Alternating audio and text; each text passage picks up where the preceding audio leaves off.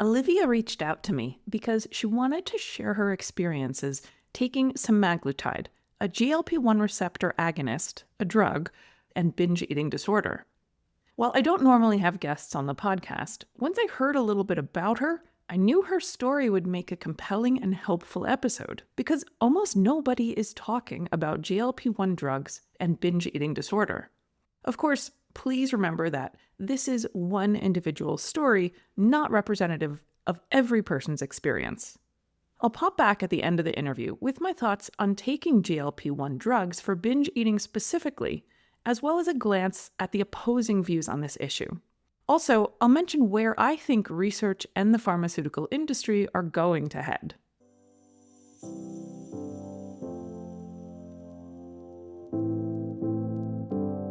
This is the Breaking Up with Binge Eating podcast, where every listen moves you one step closer to complete food freedom. Hosted by me, Georgie, and my team at Confident Eaters. So thank you so much for being willing to be on the show, Olivia. I've enjoyed chatting with you already, and I think our listeners are going to gain so much insight and understanding from hearing your experience, as well as a lot of people are probably just curious. We want to know, what's it really like? Pharmaceutical companies advertise to us, but what's it really like? So tell me a little bit about yourself and what you want to talk about medication and binge eating. For sure. I'm 42. I have 4 kids and I live in Maine. I'm originally from England, as you can hear, but we have been in the States for 11 years. I think just to give you an overview of the binge eating, I think it was something that started for me when I was about 19, and it was very infrequent, and it was kind of baffling to me, but it wasn't frequent enough to be something that I really looked at. And then I think it's only really become a problem for me since I've had kids. And I think that there are so many factors involved in that. A lot of it's just being tired, feeling sort of depleted. And then also I realized that for me personally, the reason that I binge eat is a way to deal with overwhelm. And I think having 4 kids, you kind of exist constantly. I bet. It sounds pretty overwhelmed. And so I think for me, the binge eating was a way, it was kind of an arena I created for myself. You can lose control here, but everything else you'll maintain control of. And obviously it's a coping strategy, but it's a maladaptive one. And I think I got to the point where I was like, this is harming me. This is not a good thing. And that's when I think I'd heard, when all the GLP-1s came into the public's awareness, people were talking about losing weight, and losing weight was the thing that people were taking them for. Sure. But then also there was so much talk that was kind of bubbling up about food noise. And I was like, well, this is exactly what drives me crazy. This is exactly what, the food noise that sort of builds and builds and becomes an urge to binge for me. And so that's when my interest was piqued. I was like, well, if it can deal with food noise, maybe there is. And this was before there had been any talk of it being used for binge eating. And so it wasn't ever talked about in relation to binge eating. So I started to think about it. I was like, if I could try this to see whether it would get rid of the food noise. And so that's what I did. Basically, if I'm honest, I just told a lie because obviously it's not approved for binge eating. Right. But I was, in terms of my BMI, I was overweight. So I could go to, there are a lot of online pharmacies that you can get this stuff from. Some of them are sketchy and some of them are reputable. So I chose in my sketchy behavior, I chose the most reputable one I could find and was honest and said that it was about weight loss, but that wasn't my primary reason for taking it. Sure. Just to stop you briefly, most people who have a binge eating disorder do have a higher body weight. And so for a lot of people, it's 2 goals that they're both after. Yeah. To lose weight and, not binge eating. Yeah. Be really desirable. Just because it's not approved for binge eating disorder does not mean that doctors can't prescribe it for that. Doctors have their own decision-making ability. So they can prescribe things so-called off-label. Yeah. So, there's nothing wrong with, being honest with your doctor. They still prescribe it to you if you don't want to go to an online pharmacy. But I think, to be honest, I will be honest, like what I'm hoping is that I've got to a point now where it's not about losing weight, it's about getting rid of the food noise.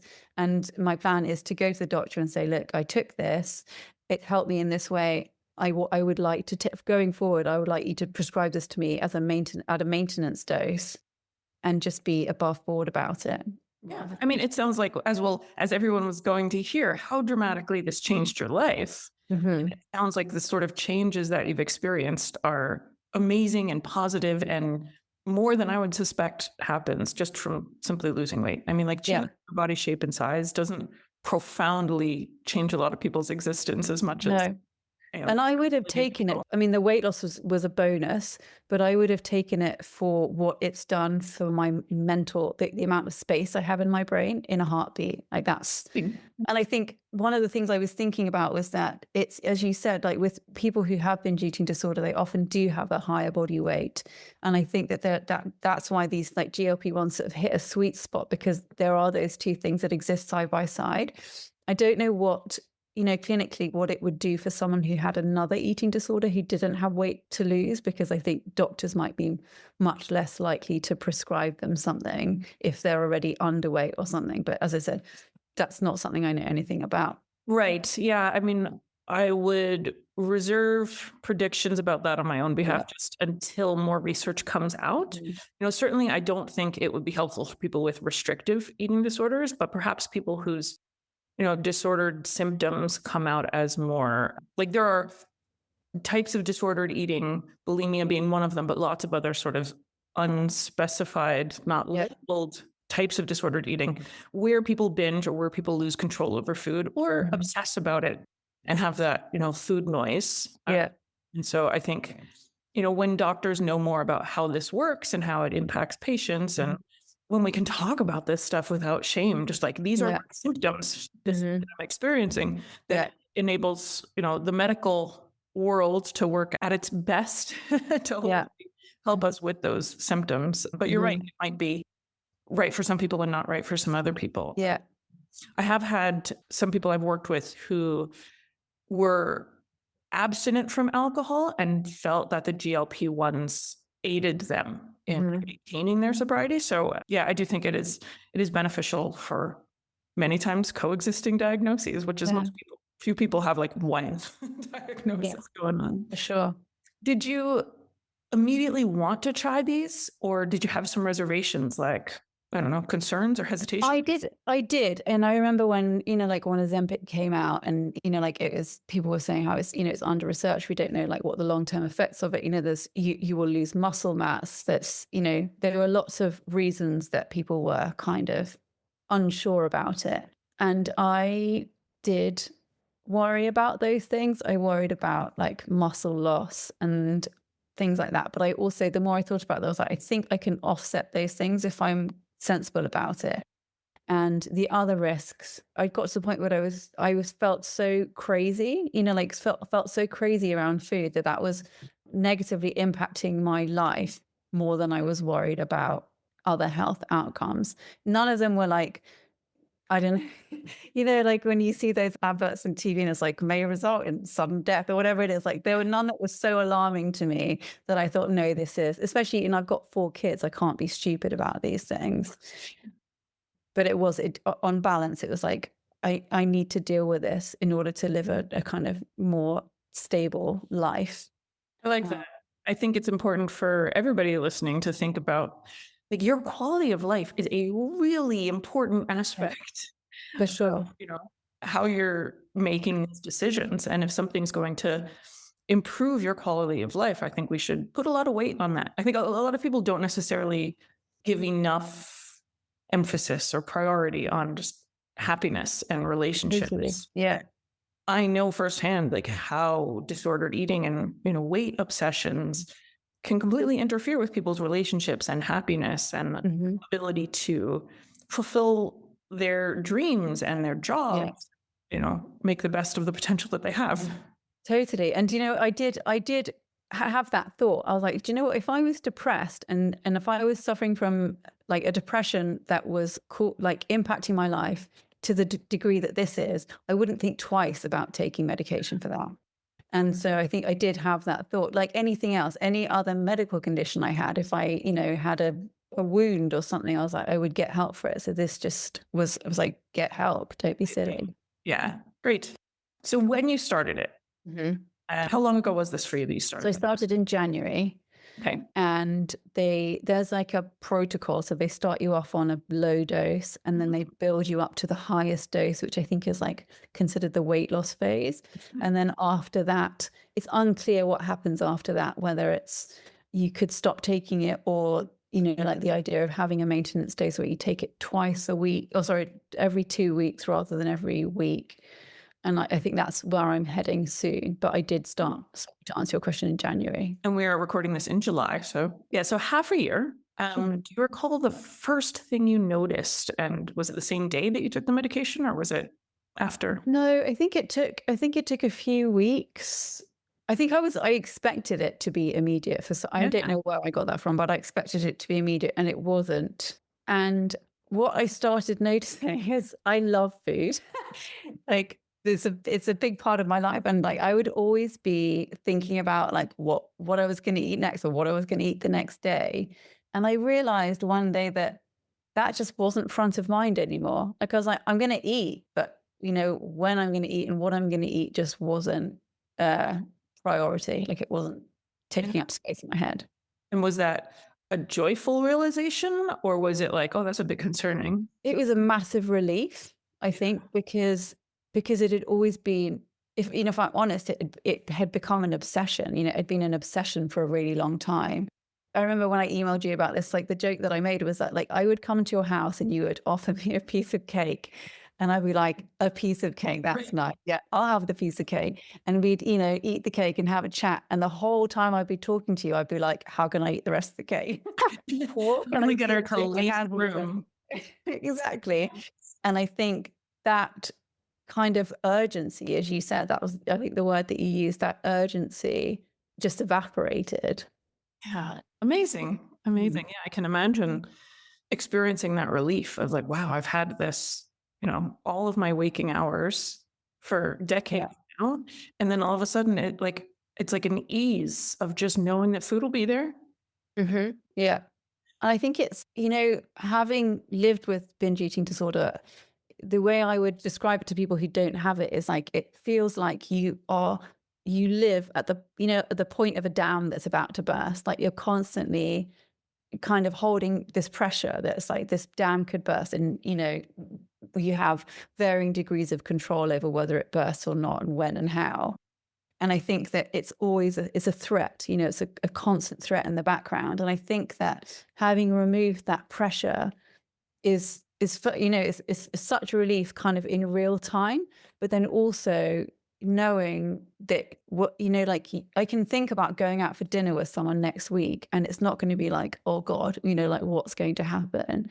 And so I think it's that peace of mind of like now, but also going forward, it's like you just trust that you will do what your body needs you to do. And I think for me, that's a big thing, like when people talk about intuitive eating, it's like you trust that your body will ask you when and what it wants, like what you should be eating. And I think that that's what I've had, is that you get to that point where you just trust that you're going to do what your body needs you to do. Amazing. And I read a lot about brain research and appetite and hunger regulation. I've been in this space for decades. And, over and over again, we come across imaging studies where they will, or not always imaging, but sometimes imaging studies where they'll take people and they'll realize some sort of difference between the fed state and the fasted state. Mm-hmm. So for example, like pain sensitivity. We even feel pain much more acutely when we're fasted, when we haven't eaten in several hours. Yeah. I mean, the same increase in pain if we haven't slept well. Mm-hmm. Yeah, it's definitely a rawness, isn't it? Yeah. Yeah. And, they've done research including judges who are making decisions about people who committed crimes, or I think it was parole boards, deciding whether do you grant parole or not grant parole to somebody who's asking something of you. Mm-hmm. And before lunch, the outcomes are more usually declining. Don't want to be before lunch. It's a higher, you don't, no, it's a higher record, like a higher proportion of denials for the people that are before lunch compared to the people that are just after lunch. Because when we're Yeah. fat, we tend to be more benevolent, we're more patient, we're more kind.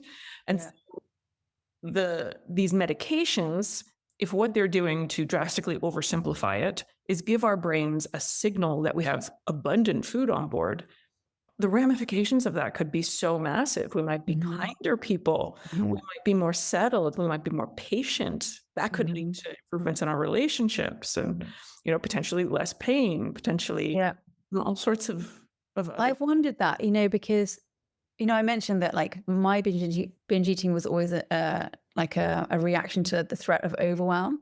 And I think I would kind of like literally swallow my stress. And I have wondered, like, so where's it coming out then? If it's not like, if you're not managing with the food, and I keep meaning to ask my family if they think I've been like grumpy, like, is it coming out? Do you know what I mean? Yeah. And that's, I mean, no one said anything, so I'm assuming not, but you just wonder, like, so you're dealing with this in the real world now rather than like eating your feelings. And I think that, that can only be a good thing. Yeah. So previously, you can recognize in an overwhelmed situation or day, it's just been all of the things going on and lots of demands on you, you are likely to end up binge eating. Yeah. If that happens today, what are you likely to do? That's what I can't figure out. Like, nothing's filled its place. Like I haven't taken up anything else. Like nothing. I was surprised because I assumed that there would be something else that was another coping strategy, but I haven't.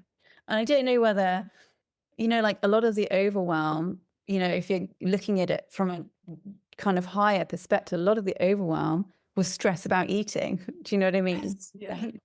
And so that sort of became its own spiral. Yeah. So the pressure to try and constrain your eating leads to more water behind the dam. Yeah, exactly. Do you think there's been any mental or emotional effects on like your mood or your energy level? No, I don't think so. Your kids are just as overwhelming as they were before. Yes. They are a circus. Yeah, they are. I don't think, no, I haven't felt like irritable. I haven't felt kind of as though I've been extra irritable. I haven't, like a couple of times I felt tired, but then I do have 4 kids. So you're like, well, was it, chicken or egg? I don't know, but certainly nothing that I've noticed or that's made me ever question whether it's worth taking the medication. Great. So we talked about some of the surprises that you had taking this medication. And I wonder if some of these are things that would not have been so surprising or that you could have prepared for them or expected them if there were more of these conversations going on with more people talking about what happens when you take these medications and how do they impact you. And perhaps it hasn't been researched, so it's not out there, but you've mentioned even like friend to friend or just colloquially, people tend to not talk about medications that they're taking. Do you feel like that's the same with all medications, or do you think it's sort of unique to this one? I think this one is controversial, and I think it's completely unnecessary because, there's all that kind of chat about whether when someone's taken semaglutide and lost weight, like, have they done it the right way? Have they cheated? Like it's a lot of it's framed as they've cheated. They haven't gone down the diet and exercise route. And it's kind of invalidates the achievement that they feel. I don't feel that at all. Like I don't feel it's any reason not to be honest about it. And I think I'm very honest about it because I think the more people talk about it, the more people know about it. And that can only be a good thing. Right. People wouldn't say that, oh, if you wear contact lenses, you're cheating because you should try harder to improve your vision. Yeah. But also, I mean, if you look at how obesity, like the hammering that obesity takes in the media and in our culture more widely, it seems very cruel to me that like take this hammering, but then take another hammering if you choose to do something about it. Yeah. like you can't have it both ways. Yeah. Yeah. I completely understand. And the world is moving along, I think, in terms of recognizing and trying to reduce stigmas and cruelty. But Yeah. I do feel like body size may be, one of the last like real holdouts. Hmm. There's still more, I mean, obviously more of it than we'd like, but an amount that still makes people feel prejudiced and Yeah. counted against and discriminated against Yeah. and, not able to be their full selves. Hmm. I think that's, for me, that's, something that I've always been aware of. And I was never overweight that I don't think people would have described me as overweight. I was like like technically, BMI wise, I was overweight, but I've never lived in a body that people have like made comments on, but I've seen enough people at work around me who are fat phobic, who make moral judgments based on the size of someone's body. And I think for me, that's such a sad thing, like when you look at all the kind of the sort of factors that are stacked against people who are in bigger bodies anyway. And then you add in the fact that the rest of the world, perceives them as lacking in all these ways. And I think if this is something that can help people to escape that or like help themselves out of it, then I'm all for it. Yeah, absolutely. You never know somebody's story or life or personality until you actually get to know them. Exactly. Yeah. How have the responses been, since you've chosen, like, I'm going to talk about this, like it or not, here's the real me. Do you know, it's so funny because we moved here in January. So we moved here just as I started taking the medication. So anyone who knows me in Maine doesn't know me from before. So I don't know whether they've noticed that I've lost weight, which is obviously, that's the first thing that people would see before, if they said anything, I'd be honest about it. I've talked to a couple of people who have immediately said they can absolutely relate to, like what I'd said about binge eating myself. And that's been every single time I've brought it up, that's been the response I've had, is like, oh, I can say their sort of eyes light up that it's, like a possible thing that could help. But I haven't talked to enough people day to day, if you see what I mean. We're going back to England next week, actually, and I wouldn't be surprised if people say something. Like I think I've lost about 15 kilos, which I think is a noticeable amount of weight. Yeah, a lot of people. And so I think people will notice. My mum noticed, but my mum is hilariously old school. She was a model when she was younger.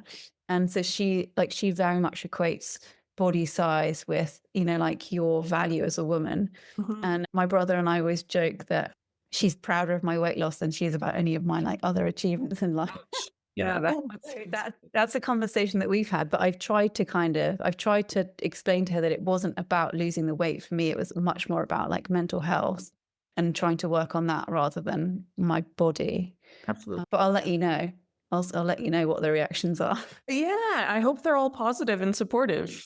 I really do. Like, how do you react negatively to somebody saying, I'm feeling so much better, regardless of how you got there?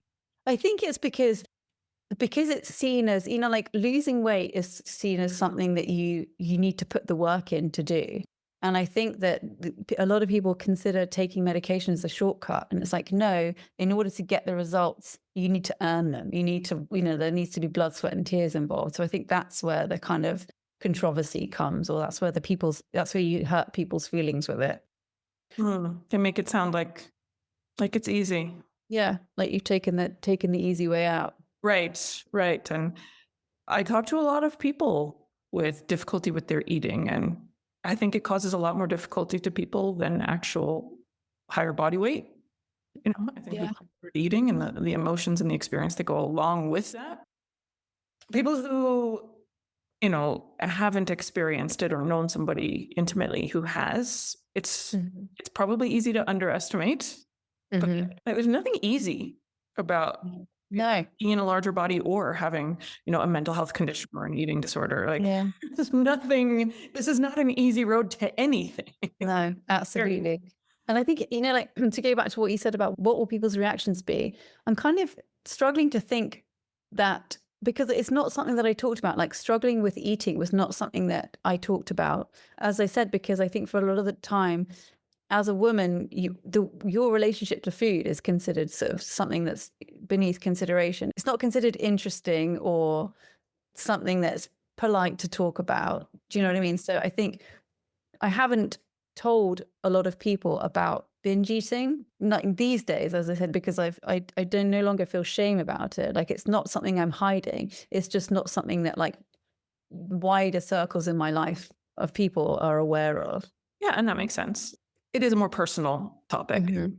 I know with the people that are sort of in my inner circle, I'm more comfortable talking about things when when I've gotten past them a bit. Yeah.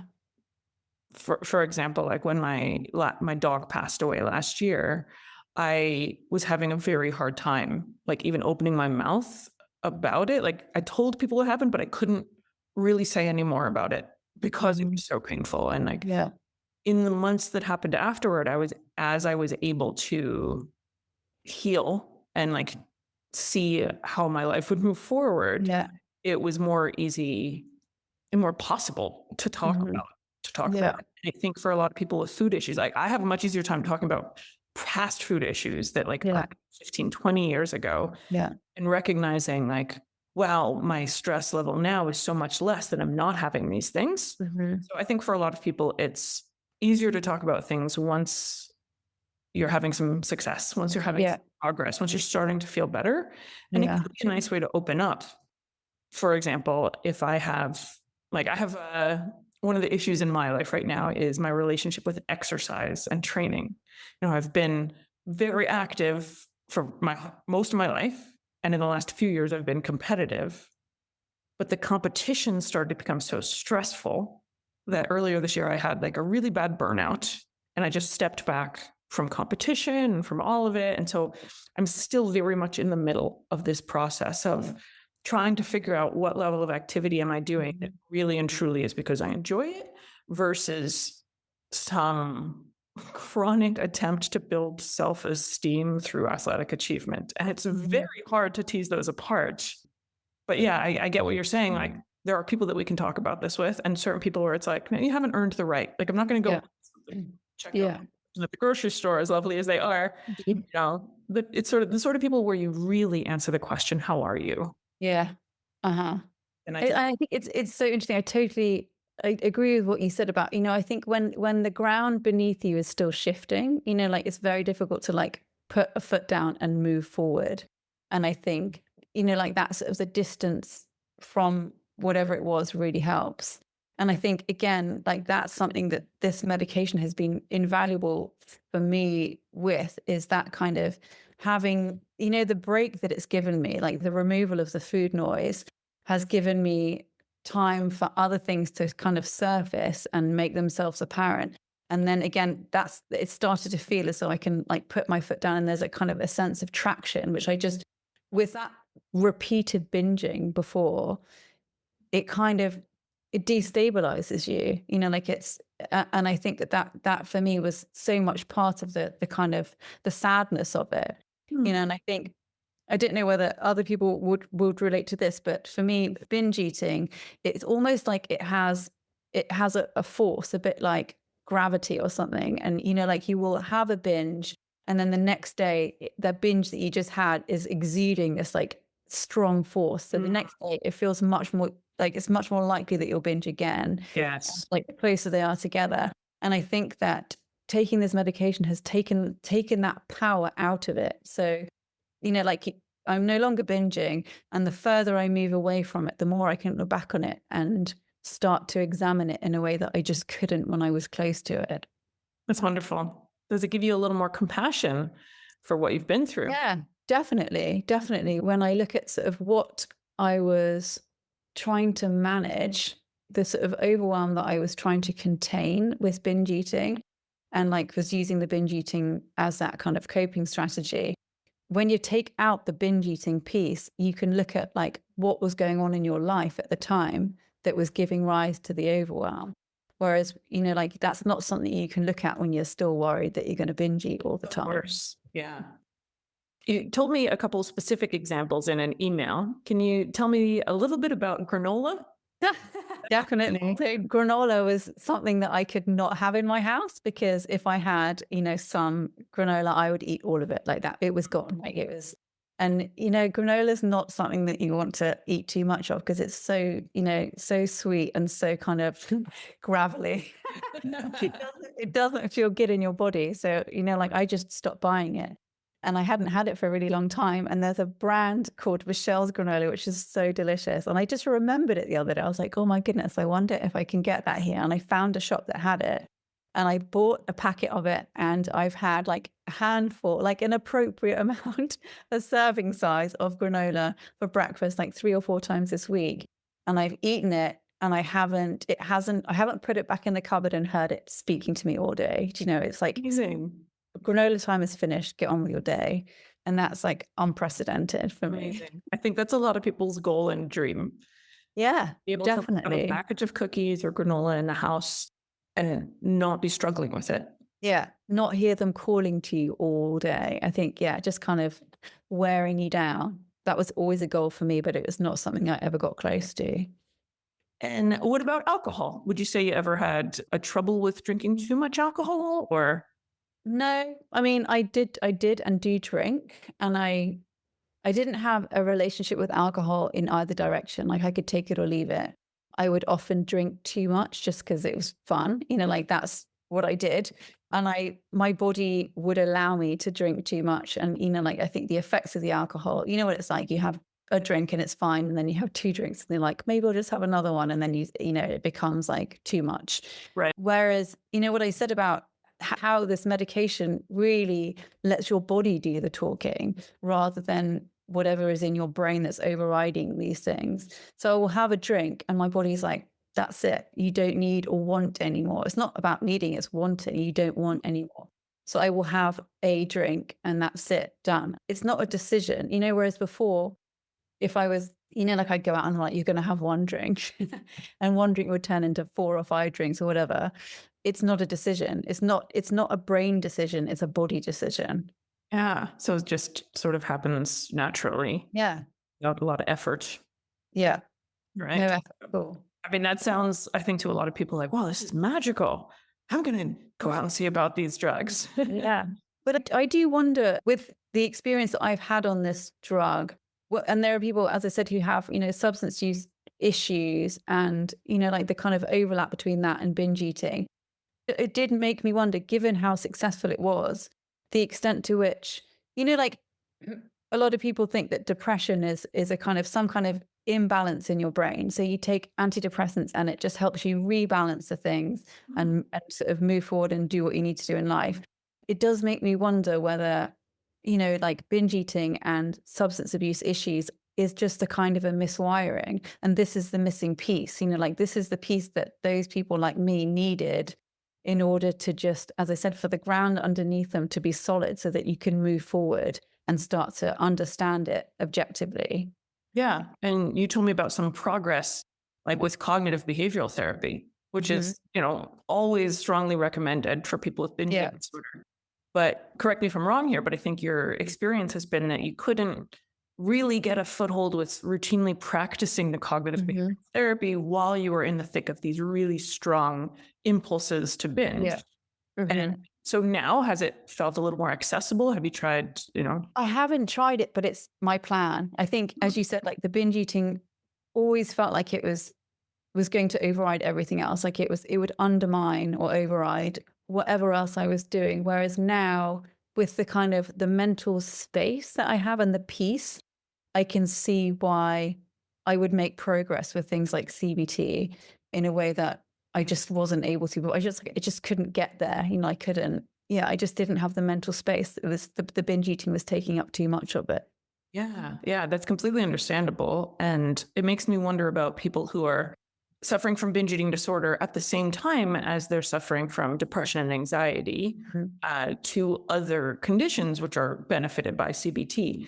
And if the distress and the behavior of the binges is taking up so much time and energy, and then leaving behind this aftermath of shame, that it's really getting in the way of doing the CBT practice, that if somebody's able to, use any method to get a break from the binging, Yeah. that can enable them to also do things that would better support their other mental health needs. I definitely think it should be both things. I think if the GLP-1s have to come first, then I think that's great.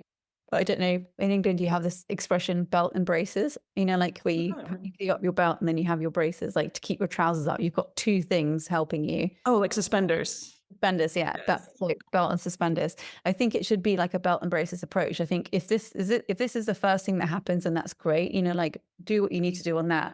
But I think going forward, as I said, I would imagine, if possible, that this is something that I'm going to be taking for a really long time.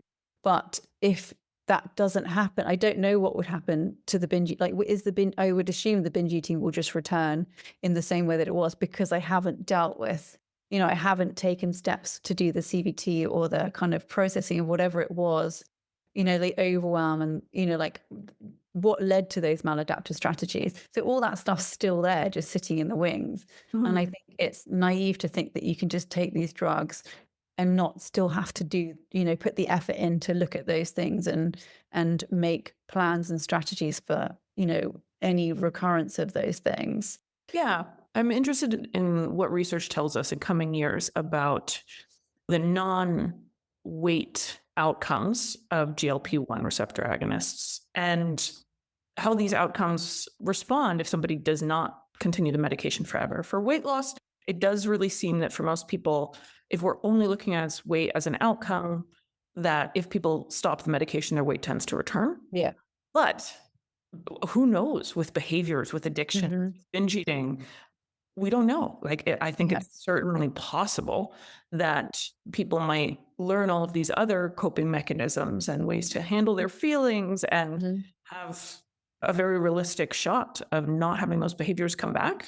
But that's what I wondered, and I think the thing that I've been so grateful for through all of this is that kind of being able to shelve those things for a while and then like look at what's going on in my life, and things have just felt so much more like predictable and stable, are the words I should be using.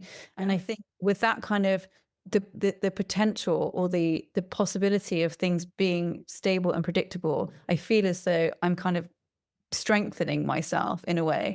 And so I have wondered, like if I were to take them now, has the progress that I've made without the binge eating, would that be enough to kind of see me through not taking them?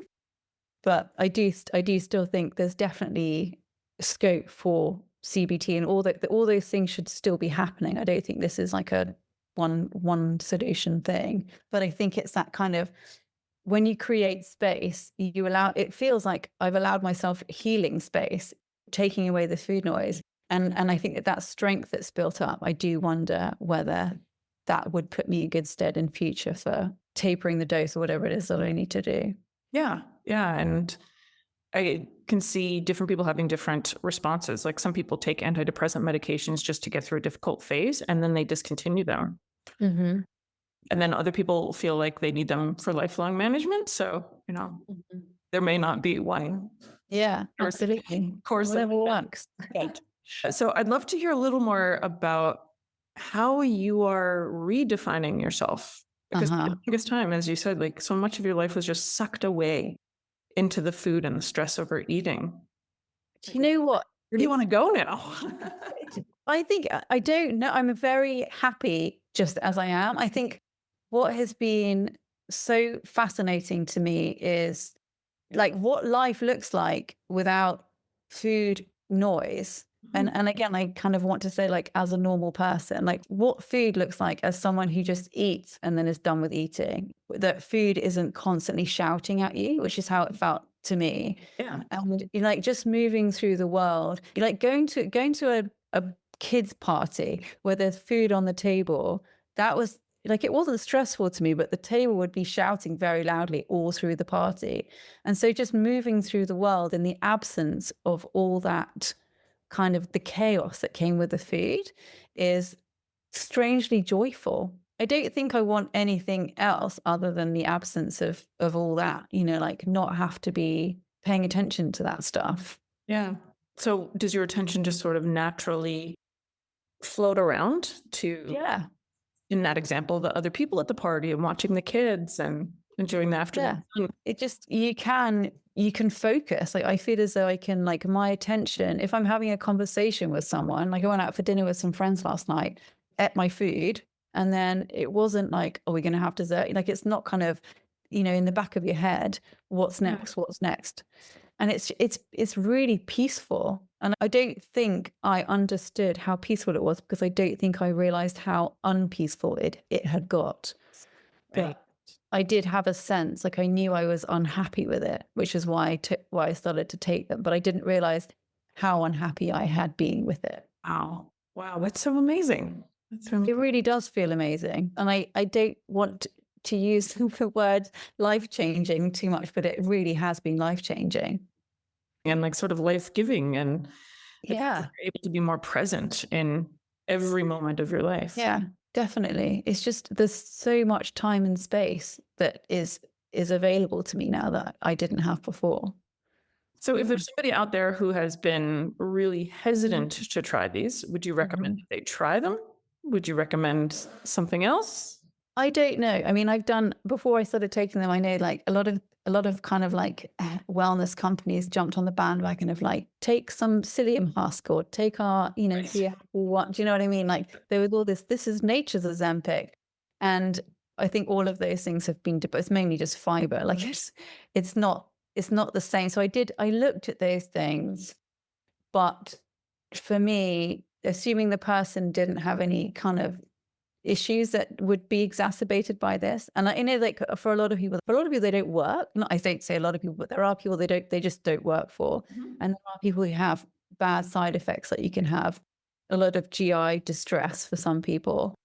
But I would say, sound like I'm being paid by the company, but I would say take them. Like, it's been really, really life-changing for me, for sure. Yeah, and it sounds like I don't think you're coming across like a spokesperson who's saying, at least like don't discount them. Yeah, don't discount them. And I think probably the kind of strongest pushback imagined pushback I felt was from the conversations I imagined having with people when I said that I was taking this, like for binge eating, because, like a lot of it was, oh, it's not tested for this. It's not, like it's not recommended for this, all those things. And it was definitely a bit of, on my part, a bit of a renegade decision to just go for it, because, like my mother and my husband both would have said like this, they probably don't do this. It's not, I think maybe for them, I don't think they realized how bad it was making me feel. So had I been really honest about like the amount of space this is taking up in my life, they might have been a bit more forgiving and thinking. Sure. It's hard to communicate though when you're not even aware of it yourself. Yeah, exactly. Any last words that you'd want to share with people about your story or your thoughts?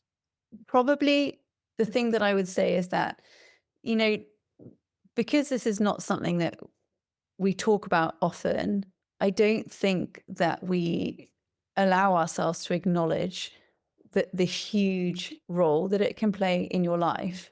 And I think that we kind of suppress the weight that carries in your life.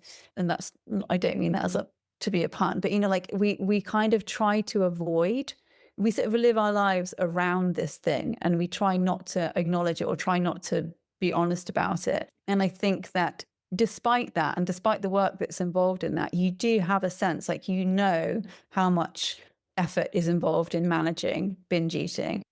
And the one thing that I'd say is that, having been on this medication and having got to this point now, it's only now that I can see the enormity of that, like the enormity of the work that's involved in sort of managing that for yourself. And the compassion, I think that you use the word compassion, like, do you have compassion for yourself? It's like all of a sudden you feel vindicated, because you're like, that was a massive bloody deal. Like, that was a huge thing that I was carrying around with me, that I was not allowing myself to be like, this is a big deal, like it was just, it was something that I would try to dismiss. And so I think the last thing I'd say is, people will be really, really relieved, and I think a little bit sad for themselves, if they were to take this medicine and then look back on their lives before and be like, that was a lot to carry around. That was a lot. Yeah. Yeah. So I think it's that kind of, in hindsight, trusting when you feel that this is a big thing in your life that is impacting your quality of life, then you need to trust yourself, because if that's how you feel, that it's true. It is a big thing, and you deserve a shot, whatever supports you need. Yeah. Shot, no pun intended. Haha, there I go again.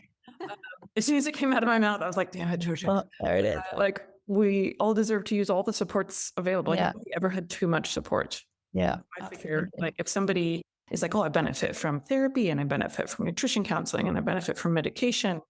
Yes, yes, yes, and yes. Yeah. We only Do what you need to do. eliminate. Yeah, absolutely. That's the thing. You know, if there's something that can help you move on from this, choose the route that's going to free up a big chunk of your life. You know, like, don't feel bad about getting the help for it. Like, it's great. Yeah. Well, kudos to you for helping yourself and, honoring your own experience enough to go on your own, even, knowing that you didn't at that moment have the support of the closest people in your life and decide I'm going for it. And I'm really glad that you're speaking out about it now so that people can hear from somebody who's like, there's no better authority on what it's like than somebody who's in it at the moment. Yeah. Thank you. Well, I hope there are other people out there who go on to have the same experience as I have, because it's I would be very happy for many, many people to go through this. Awesome. Awesome. Well, thank you so much for joining me today. I really appreciate it. You're welcome. It's very nice to talk to you. Thank you for having me. Anybody that wants to send a follow-up question, I can send your messages along to Olivia. And just thanks to everybody for joining us today. Remember, you're not alone on this journey, no matter how personal it feels. You've got me on your side, Christina on your side, Mary Claire on your side, and Olivia on your side. Indeed. As I said at the beginning of today's episode, news headlines, marketing campaigns, and insurance coverage of GLP-1 receptor agonists have been almost exclusively for weight loss and for diabetes. But GLP-1 drugs have been studied for binge eating disorder and emotional eating, and the findings have been promising. As of this recording, which is taking place in September 2025, there haven't been published large-scale clinical trials for GLP-1 drugs and binge eating disorder. But there have been some small studies which have shown favorable results. Semaglutide, the same drug found in Wegovy, Ozempic, and Rybelsus, has been shown to reduce binge eating symptoms more than lisdexamfetamine or topiramate, which are the two drugs that are most commonly used for binge eating disorder. Those two drugs are sold as Vyvanse and Topamax, so you may have heard them called those names. Lisdexamfetamine is the only FDA-approved drug for binge eating disorder, and topiramate is just frequently prescribed off-label. Interestingly, combining semaglutide with either of these drugs appears to be less effective than simply using semaglutide alone. Now, it's very interesting to see semaglutide compared to these drugs because if it comes out that semaglutide is more effective than these other two drugs, that could have a lot of impact for not only the pharmaceutical industry, but also for the people who have tried taking drugs before, whether or not they found them helpful. So I think it's great to have another candidate for something that could provide a meaningful benefit. A 2020 paper reported that dulaglutide, that's a drug known as Trulicity, also reduced binge eating score in type 2 diabetic patients. Now, Trulicity or dulaglutide is also a GLP-1 receptor agonist, so it uses the same pathway as semaglutide. Dulaglutide is only approved for treating type 2 diabetes, but it may be a good treatment option to consider because many people who have binge eating disorder also have diabetes.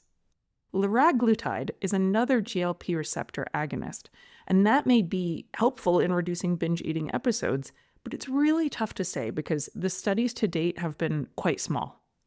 Another thing worth considering is antidepressant medications. These can also be effective in treating binge eating disorder. A meta-analysis of 16 randomized controlled trials published in 2024 found that antidepressant medications were more effective than placebo for reducing binge eating symptoms. Consider that 73.8% of patients with binge eating disorder have at least one additional psychiatric disorder at some point in their lives, and major depressive disorder is the most common. About half of the people who are treated for binge eating disorder also have major depression, if not at the same time, maybe at another point in their lives. So antidepressants may hold promise for treating both the mood disorder as well as the eating disorder.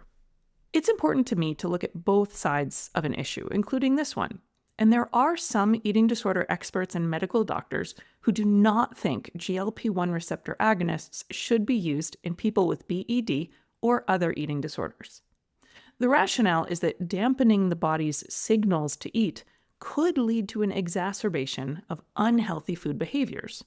After all, placing an overimportance on weight and shape is a symptom of disordered eating, and some individuals may find these drugs enable them to restrict, fast, or undereat in ways that drastically harm their health. In the end, the decision to use pharmacotherapy and which drug option is best rests with the patient and their care providers. Because as providers, we're caring for whole people. We have to take into account a person's current relationship with their eating disorder, their nutritional status, their coexisting diagnoses, and the side effect profiles and risks of each option. I hope that we will see more research into semaglutide and tirzepatide, the newer GLP-1 drugs, specifically for use in treating binge eating disorder, because they might work better than the existing treatments and help millions of people. And that's where I think the pharmaceutical companies will go. At the same time, for individuals with anorexia, bulimia, or other eating disorders, these drugs could make dangerous disorders even more deadly, a prospect no one wants to encounter. Ongoing monitoring is going to be crucial for anyone who either has an eating disorder, has a history of an eating disorder, or is at risk for one. That's why it's a little frightening that Google serves me plenty of ads for online, no blood work required GLP-1 prescriptions. If you want to know more about your medication options, the best thing you can do is speak with your doctor and have an honest discussion. Getting prescription medications online may not involve as thorough of an assessment of you and your complete health history, as well as your risk factors. Thank you so much for listening. If you need some support, reach out to me at georgiefear@gmail.com. And if you want to give support, a podcast review or rating would be a lovely way to do that. See you next time.